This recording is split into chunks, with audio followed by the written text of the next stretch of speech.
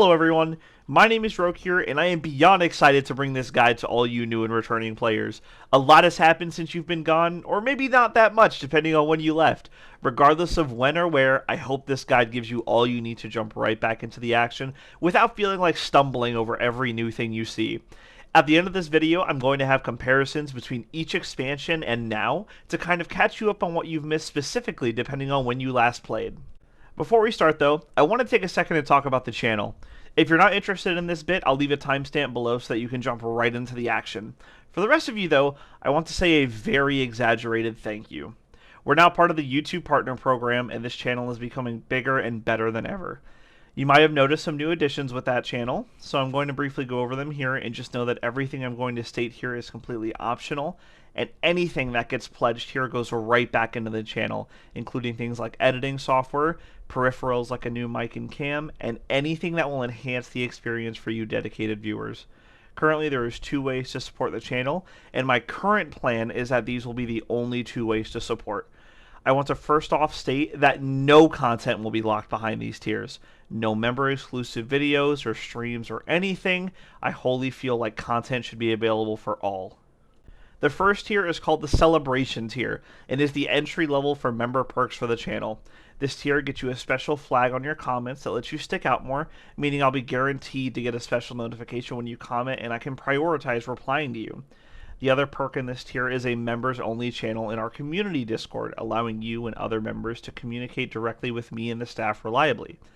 The loyalty badges are also enabled for this tier, and while they're currently showing YouTube's placeholders, just know that I'm working hard behind the scenes to whip up some unique badges for every supporter. The second tier is called Absolute Legend. If you supported this tier, it means that you really like what you're watching, and it means the world to me that you would dedicate this tier to me, so I want to do something special for you. Members of this tier will get a shout out and a plug at the end of every video, and they'll also get a ping roll in the community Discord for when I'm streaming or recording and might need assistance with something. This role allows you the chance to be front and center during content creation and be an active participant in some of my videos.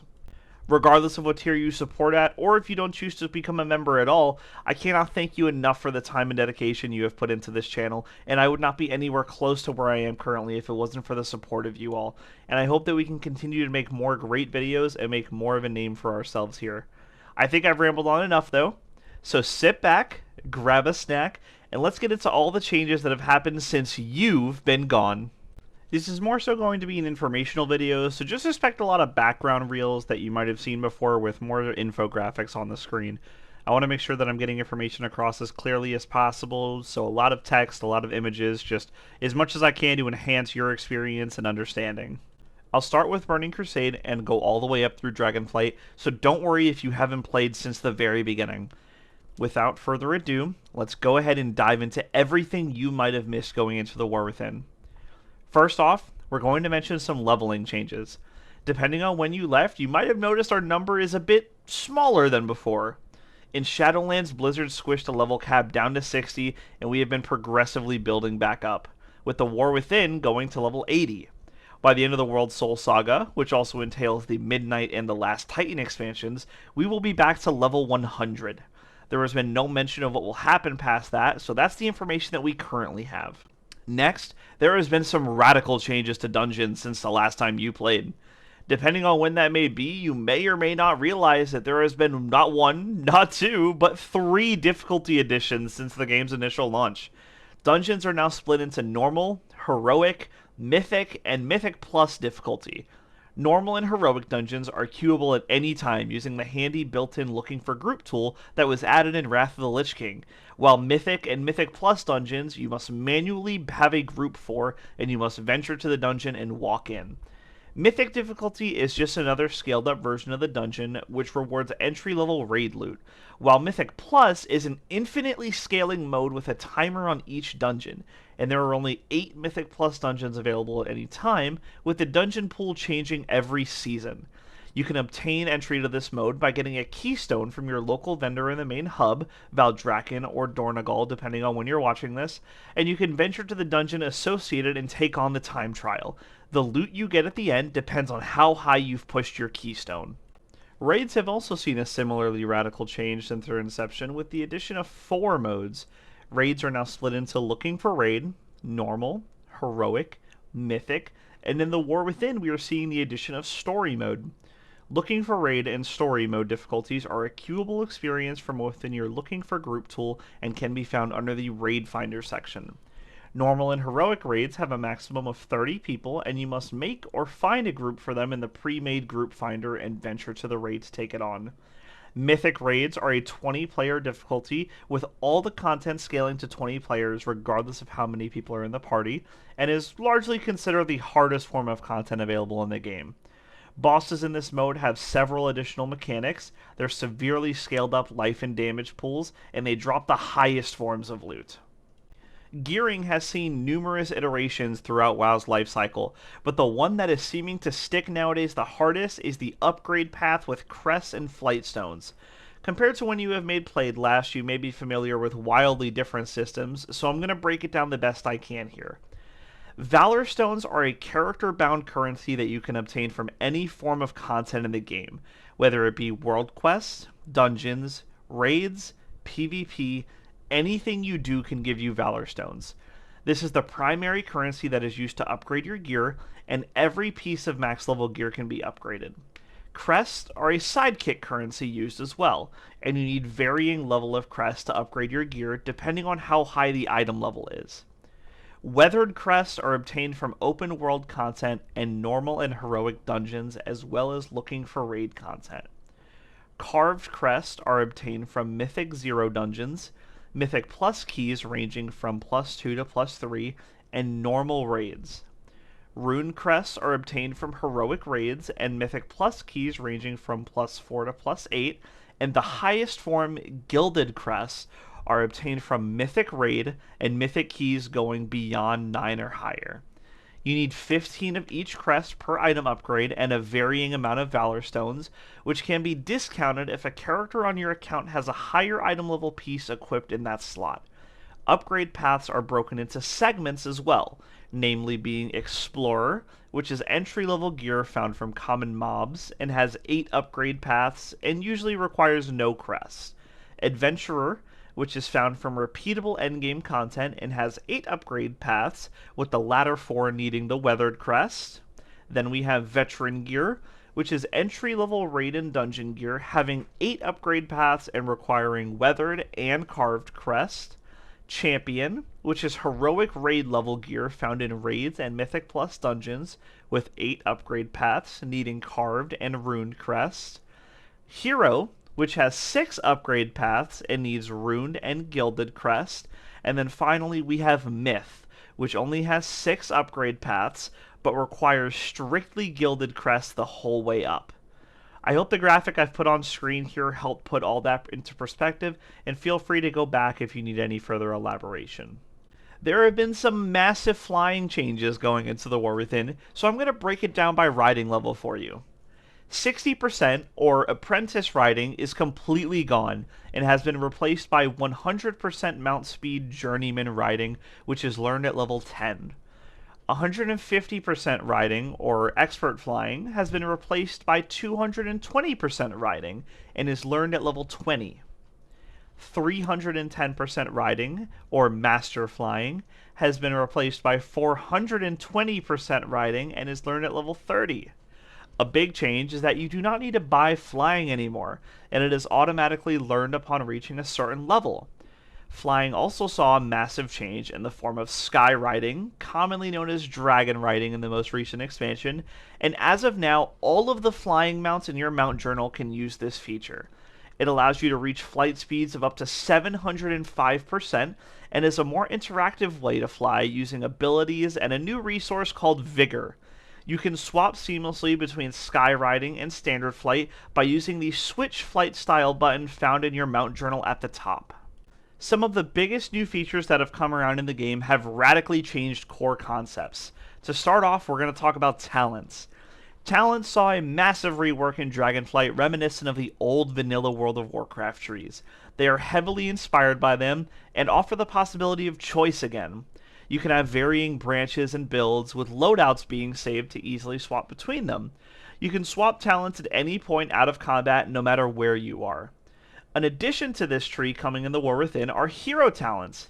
Hero talents offer each spec 2 unique fantasy-based additions to their talent trees, and they offer new passive abilities and sometimes additional skills to further grow your power as you level to 80.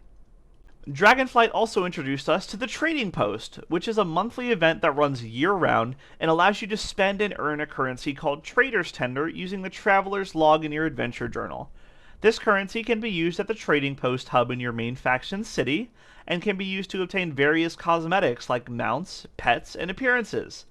If you haven't been around for a while, you may be curious what exactly the Looking for Group tool is. This was added in late Wrath of the Lich King, and serves as a way to queue randomly for normal and heroic dungeons without having to form a group yourself. It offers bonus rewards at the end of each dungeon, and even allows you to queue for a new function called Follower Dungeons, which is current expansion dungeons made solo through the use of NPCs that serve as party members for you. This tool also includes the built-in Raid Finder, where you can queue for raids on Looking for Raid or Story difficulty. This is a great way to see raids for the first time and get a feel for them before truly diving into the endgame. A small note for this is that the story mode difficulty currently only includes the final encounter in the raid as of Warwithin Season 1. The Warwithin introduces arguably the biggest feature since WoW's conception, and that has to be Warbands. Warbands are a fancy new name for your entire account, and every character benefits from it. With this system, most features in the game are shared now. Renown, or Reputation as you may know it, is now shared between all your characters. When the Warwithin launches, this will only apply to Warwithin and Dragonflight reputations, but Blizzard has already confirmed it will be coming to every expansion over time. There is also a shared Warband bank where you can deposit items, gear, and gold for all of your characters to have access to. You can purchase up to 5 tabs for the Warband bank, and purchasing all 5 will set you back a staggering 3.1 million gold. Warbands also give you the option of a beautiful campfire scene on your character's select screen, allowing you to choose 4 of your favorite creations and putting them in a relaxing scene. Blizzard have already commented that there will be more background scenes coming in the future, but we have not yet heard how those will be obtained. I'd also like to mention a controversial feature that was added back in Warlords of Draenor, and that's the WoW token. The WoW token is a way to legally buy gold in World of Warcraft, with the amount of gold you get being determined based on region values at the time, and they tend to fluctuate rapidly. There is also a way to use WoW tokens to play WoW for free, as you can buy them directly from the auction house and apply them directly to your account for 30 days of game time, or even $15 of Battle.net balance to be used towards any purchase from the Battle.net store. Perhaps the most confusing change of all may not even apply to the Warwithin directly, but I'm going to mention it either way, and that is, which version of World of Warcraft am I even playing? I'm going to briefly go over this and try to keep it simple. The Warwithin is the newest and most up-to-date version of WoW, and it is releasing in just a few days worldwide. World of Warcraft Classic released in 2019 and has been steadily progressing through each expansion, and is a way to relive the old expansions with modern tech and slight changes. There is also World of Warcraft Classic Era, which is a strictly vanilla version of the game. They introduced a mode to this version of the game called Seasons, and currently the Season of Discovery is ongoing. This mode allows you to take a unique spin on class design with new abilities and passives, as well as tons of new content to enjoy. It may seem confusing, but if you're willing to jump into the latest and greatest, you only have to worry about the Warwithin. That's all for the general overview, and now I'd like to take a moment to go expansion by expansion, and compare each of its most popular and major features to the Warwithin. If you're somebody who has been stuck waiting for a prime time to return, this is the segment for you, as I dive into everything major that has changed based on the list that we just went over. So let's first dive into the Burning Crusade. Burning Crusade players, since you've been gone, the following has been added to the game. You now have a level 80 cap, LFR, Heroic, and Mythic raids, Mythic and Mythic Plus dungeons, the gear upgrade paths and currencies, talent reworks, the trading post, the looking for group and raid finder tools, and warbands. Wrath players, since you've been gone, the following has been added to the game. Level 80 cap, yep, we're back here again, LFR and Mythic raids, Mythic and Mythic Plus dungeons, gear upgrade paths and currencies, that's right, badges are gone, talent reworks, trading post, the raid finder tool, and warbands. Cataclysm players, since you've been gone, the following has been added to the game. A level 80 cap, mythic raids, turns out LFR was a big hit by the way, mythic and mythic plus dungeons, gear upgrade paths and currencies, talent reworks, the trading post, and warbands. Mists of Pandaria players, since you've been gone, the following has been added to the game. A level 80 cap, mythic and mythic plus dungeons, great job bringing us mythic raids by the way, gear upgrade paths and currencies, talent reworks, the trading post, and warbands. Warlords of Draenor players, you're still probably rich, but since you've been gone, the following has been added to the game. Level 80 cap, mythic plus dungeons, gear upgrade paths and currencies, talent reworks, the trading post, and warbands. Sorry to say, but the garrisons just didn't work out. No player housing for now. Legion players, since you've been gone, the following has been added to the game. A level 80 level cap, gear upgrade paths and currencies, talent reworks, the trading post, and warbands. Mythic Plus was a great addition, and affixes have seen several iterations since you brought them in. The Battle for Azeroth players, since you've been gone, the following has been added to the game. Level 80 cap, gear upgrade paths and currencies, talent reworks, the trading post, and warbands. Azerite didn't quite hit the mark, and we haven't seen something like it since you all thrashed it and made it grindy. Don't expect a return on this one. Shadowlands players, now that you're out of therapy, here's what's been added since you've been gone. Level 80 cap, gear upgrade paths and currencies, talent reworks, the trading post, and warbands. Don't worry, Covenants weren't a total loss. You brought us Renown, which in its current iteration is the best form of reputation we have, and it has become an account-wide system that maybe fixed the problem of reputation as we know it. Dragonflight players, I hope you enjoyed your brief rest. Here's what's been added since you've been gone. The level 80 cap, warbands, and an important thing to remember is that dragon riding is now sky riding, and our upgrade system is moving into the War Within. Besides that though, great job. And I think that's it. I really hope I didn't rush through this, and I sincerely hope I gave enough context for most of these. There's long and convoluted explanations for everything on this list, but if you're considering return to WoW, I heavily questioned if an hour-long word fest was what was going to sell it to you. If you need any clarification or context, leave a comment below and I will try my absolute best to get to it. I hope this has been extremely helpful for some of you, and I hope you're as excited to come back as us as we journey into the World Soul Saga. If you'd like the chance to engage in the channel's community a bit more, join our Discord. We're quickly growing, and there may even be chances to communicate directly with myself and have other chances to be in videos. For now, though, that's all from me. Thank you all so much for watching, and until next time, I'll catch you later. See ya!